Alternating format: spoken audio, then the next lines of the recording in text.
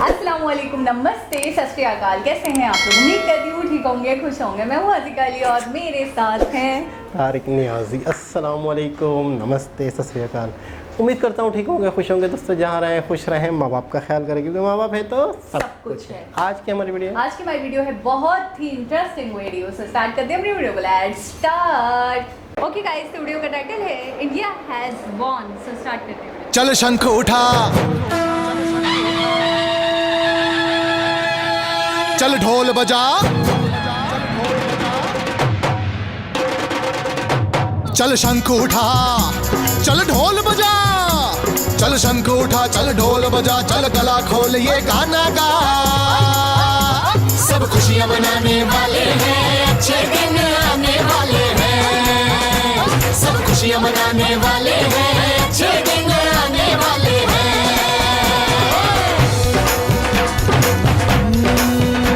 कोई छोटा कोई गम ना गिला, हो सबका भला। चल सुर दो मिला, चल सुर दो मिला, चल सुर दो मिला, चल सुर दो मिला। सपने सच होने वाले हैं, सपने सच होने वाले हैं, अच्छे दिन आने वाले हैं। सब खुशियां मनाने वाले हैं, अच्छे दिन आने वाले हैं।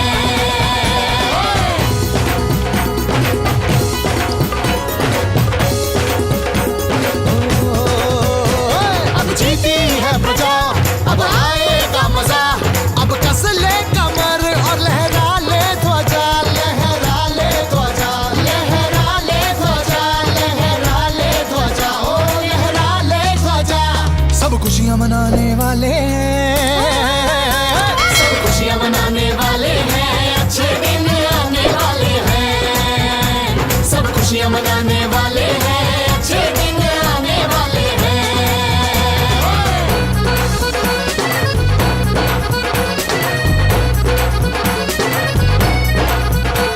अब प्रेम बढ़ेगा, बढ़ेगी प्रीत, अरे हुई है देखो जनता की जीत।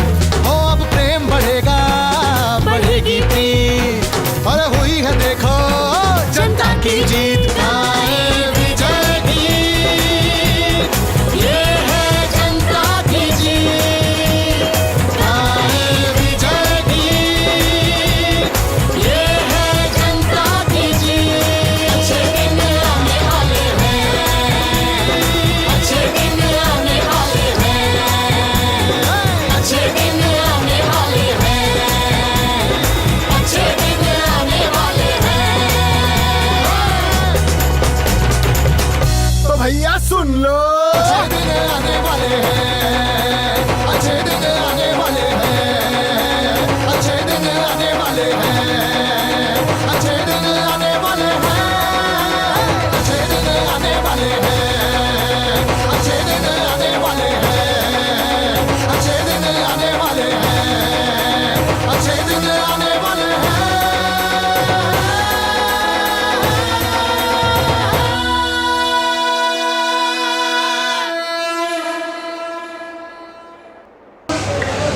जी जनाब, हमारे अच्छे दिन कब आएंगे?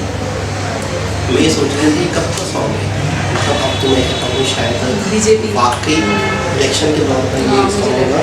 लेकिन अब तो ये कह सकते हैं कि अच्छे दिन का जो वादा किया था वो आ गया। उन्होंने करके दिखाया और बहुत ज़्यादा विकास आ चुका है। अच्छा, हमें इतना ज़्यादा पता भी तो नहीं है उस पर, क्या पता अभी भी इलेक्शंस हो रहे हैं 5 साल पहले। अभी भी इलेक्शन चल रहे हैं, दूसरे वाले जो मतलब जो इलाका ही होते हैं इस तरह से चीज़ें शुरू हो जाती है।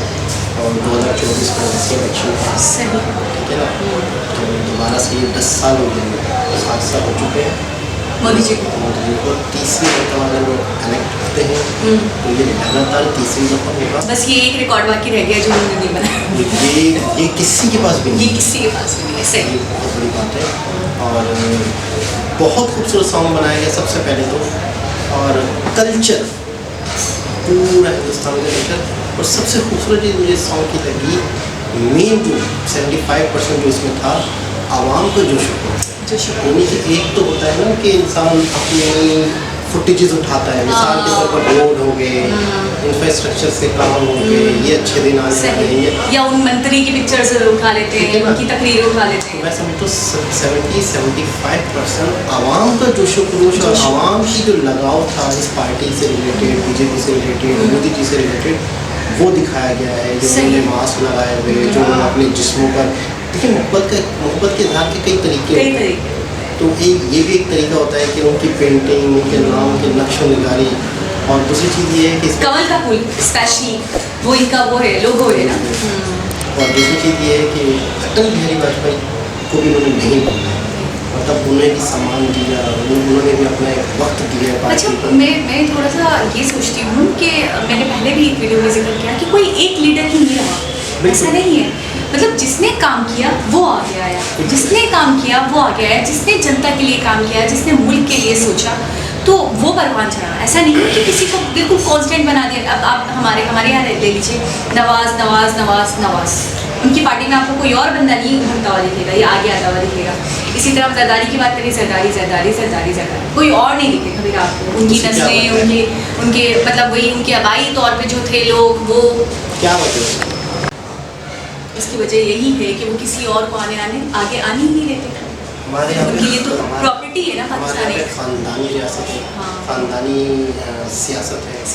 एक चंद घराने जो है उन्होंने सियासत की, जिसकी वजह से उन्होंने मुल्क को लूटा, मुल्क का बेड़ा गर्क किया। मैं हमने देखा तो प्रॉपर्टी समझते हैं। हाँ, और इस पार्टी में तो मैंने ये देखा कि वो लोग थे जिन्हें पता ही नहीं था कि हमारा फ्यूचर क्या है।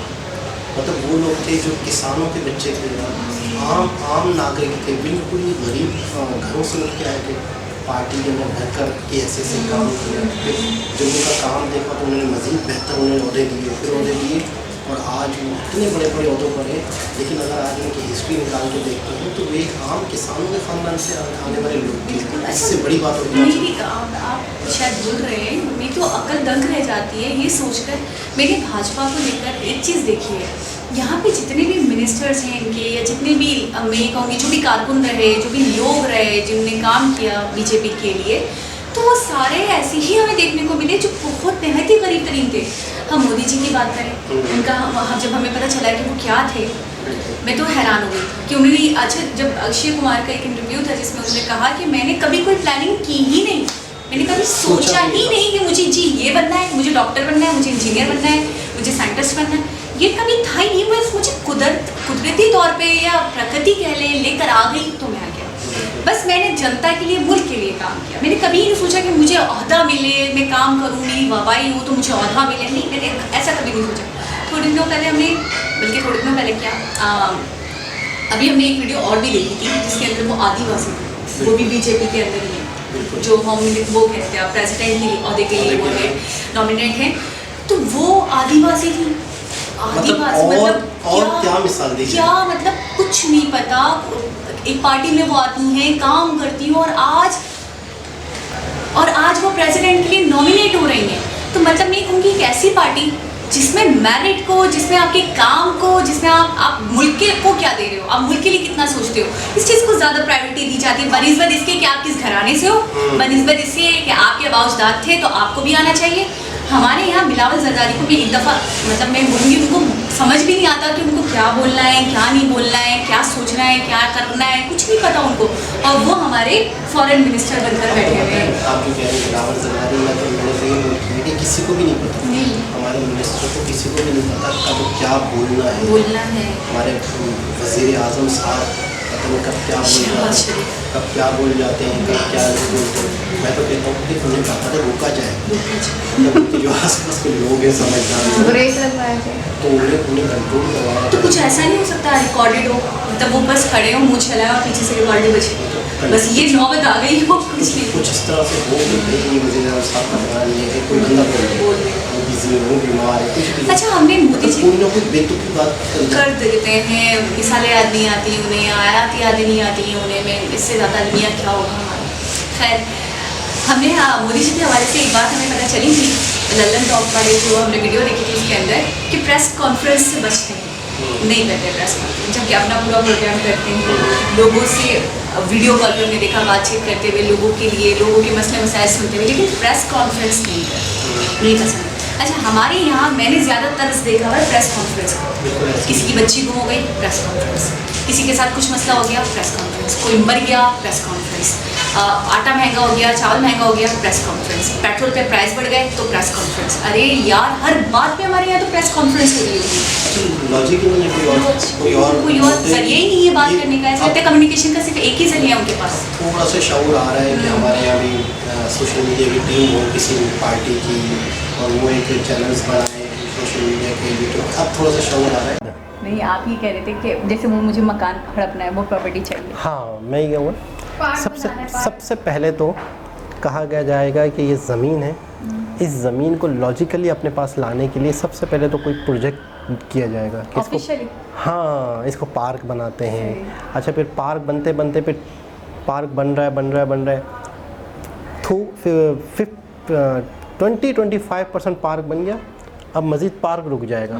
अब वो अनाउंस तो हो गई है पार्क के लिए, थोड़ा सा पार्क बना के आवाम को अनाउंस कर दिया जाएगा, फिर बाकी ज़मीन किसी भी तरीके से हड़प ली जाएगी 75%। क्योंकि वो पार्क के नाम पे ऐसा हुआ है, बाकायदा बिलावल हाउस के सामने ऐसा हुआ है कि एक बहुत बड़ी ज़मीन आधे से ज़्यादा हड़प कर ली गई जबकि वो पार्क था। अच्छा, मुझे और दूसरी चीज़ है कि जो इदारे खाने वाले हैं ना, जो इदारे पूछगछ करने वाले हैं, उनको ही खिला दिया पार्टनर। जाता है। अच्छा, मुझे एक चीज़ अटल बिहारी वाजपेयी की बहुत अच्छी लगी थी कि उन्होंने कहा हुकूमतें आती रहेंगी, जाती रहेंगी, लोग आते रहेंगे, जाते रहेंगे, लेकिन मुल्क अपनी जगह स्टेबल रहना चाहिए, मुल्क की तरक्की नहीं रुकनी चाहिए। ये मैं कहता हूँ कि याद अगर कोई कर ले ये जुमला अगर जहन में रख लिया जाए तो मैं कहता हूँ करप्शन की चीज़ ही नाम की चीज़ ही ख़त्म हो जाएगी।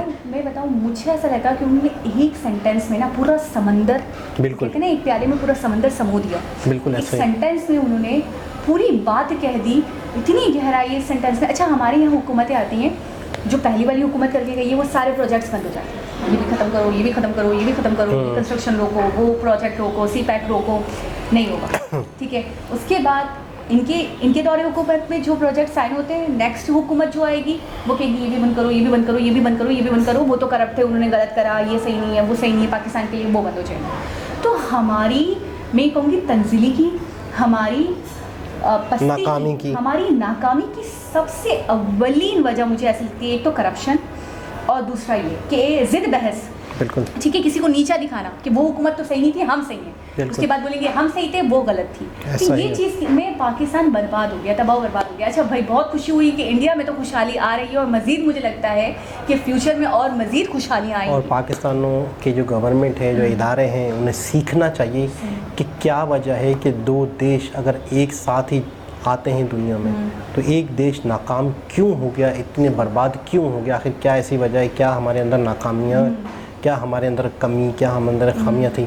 एक ऐसा वक्त भी था, मैं हैरान होता हूँ, मुझे तो ऐसा लगता है कोई ख्वाब था, मुझे लगता है झूठ हो गई, कि इंडिया से बेहतर इकोनॉमी थी पाकिस्तान की, एशिया में सबसे बेटर थी। तो इससे ज़्यादा मतलब अजीबो गरीब बात क्या हो सकती है। अच्छा, लोगों को आप बोले ना कि हमें ये करना चाहिए, वो उलझ जाते हैं। मेरी एक राय है, जितना मैंने सीखा है, वो किसी एक पॉलिटिशियन को, अटल बिहारी वाजपेयी हो गए या फिर मोदी जी हो गए, किसी को शुरू से फॉलो करना। बिल्कुल, वो आप कैसे सही फैसले कह रहे करते हैं, उनकी डिसीजन मेकिंग कैसी है, वो किस चीज़ को प्रायोरिटीज़ देते हैं, उन्होंने मुल्क की तरक्की में कौन कौन से इकदाम किए। मैं कहती हूँ एक बंदे पे भी वो फोकस कर ले और उसको फॉलो कर लेना, आप यकीन करें हमारे दिन बदल जाएंगे। मैं और सच्ची नीयत से पाकिस्तान के लिए अच्छा सोचे, पाकिस्तान की बका के लिए बिल्कुल ऐसा ही है। और वाकई बहुत फ़र्क पड़ेगा, बहुत फ़र्क पड़ेगा। तो एक बहुत ही ज़बरदस्त, दोबारा किसी और वीडियो से आपसे मुलाकात होगी, जब तक के लिए अल्लाह।